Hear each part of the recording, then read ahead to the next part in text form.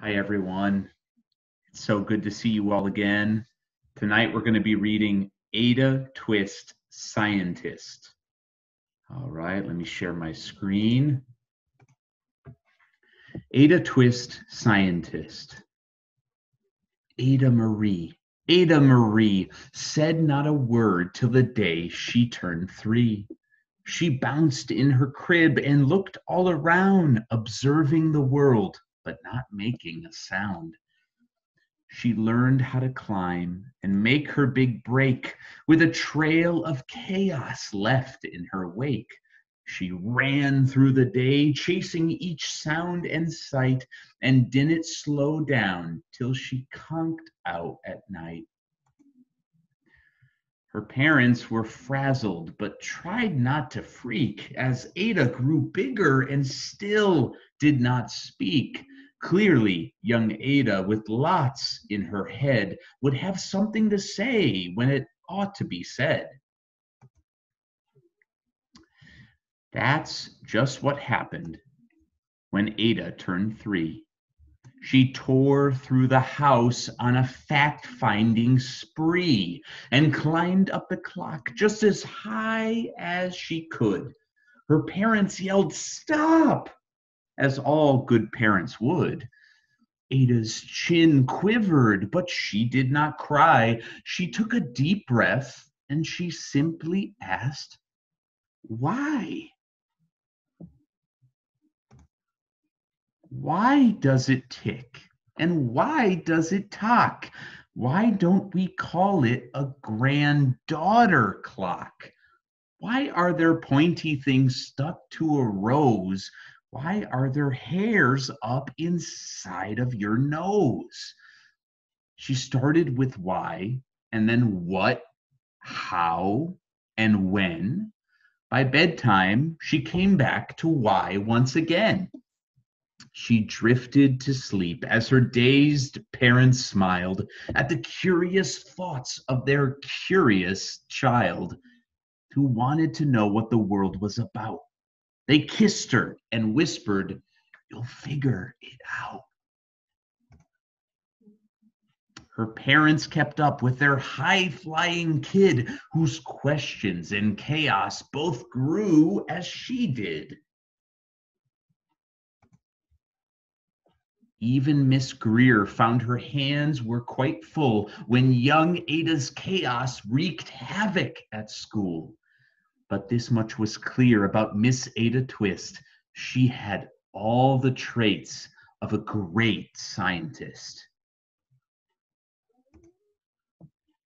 Ada was busy that first day of spring, testing the sounds that make mockingbirds sing, when a horrible stench whacked her right in the nose, a pungent aroma that curled up her toes. "Zowie," said Ada, which got her to thinking. "What is the source of that terrible stinking? How does a nose know there's something to smell? And does it still stink if there's no nose to tell?" She rattled off questions and tapped on her chin. She'd start at the start, where she ought to begin. A mystery, a riddle, a puzzle, a quest. This was the moment that Ada loved best. Ada did research to learn all she could of smelling and smells, both the stinky and good. One hypothesis Ada thought could be true. The terrible stink came from Dad's cabbage stew. She tested and tested, but soon Ada knew it was time to come up with hypothesis 2. Then, zowie! The stink struck again, just like that. Hypothesis 2, it's caused by the cat. The cat couldn't make such a stink on its own. It needed perfume and some fancy cologne. So young Ada tested. The test was a flop. She started again, but her parents yelled, "Stop!" Ada Marie, to the thinking chair, now! by the time we count to 3. Enough, said her mother. That's it, said her dad. Her parents were frustrated, frazzled, and mad. Why? Ada questioned. Her mother said, no. What? Ada queried. Her father said, go. You've ruined our supper. You've made the cat stink. Enough with your questions. Now sit there and think. She looked at her parents. Her heart turned to goo. Poor Ada Twist didn't know what to do. She sat all alone by herself in the hall, and Ada once more could say nothing at all. And so Ada sat, and she sat, and she sat, and she thought about science and Stu and the cat, and how her experiments made such a big mess. Does it have to be so? Is that part of success? Are messes a problem? And while she was thinking, what was the source of that terrible stinking? Ada Marie did what scientists do. She asked a small question, and then she asked 2. And each of those led her to 3 questions more, and some of those questions resulted in 4. As Ada got thinking, she really dug in. She scribbled her questions and tapped on her chin. She started at why, and then what, how, and when.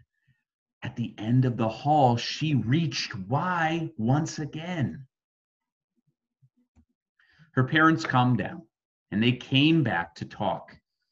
They looked at the hallway and just had to gawk. No patch of bare paint could be seen on the wall. The thinking chair, now, that was the great thinking hall. They watched their young daughter and sighed as they did. What would they do with this curious kid who wanted to know what the world was about? They smiled and whispered, we'll figure it out. And that's what they did, because that's what you do when your kid has a passion and heart that is true. They remade their world. Now they're all in the fact, they're all in the act of helping young Ada sort fiction from fact. She asks lots of questions. How could she resist? It's all in the heart of a young scientist. And as for that smell, what can Ada Twist do but learn all she can with her friends in grade 2? Will they discover the stink that curls toes? Well, that is the question. And someday, who knows?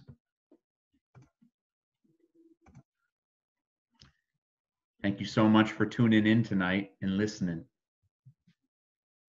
Thank you so much, folks. Good night.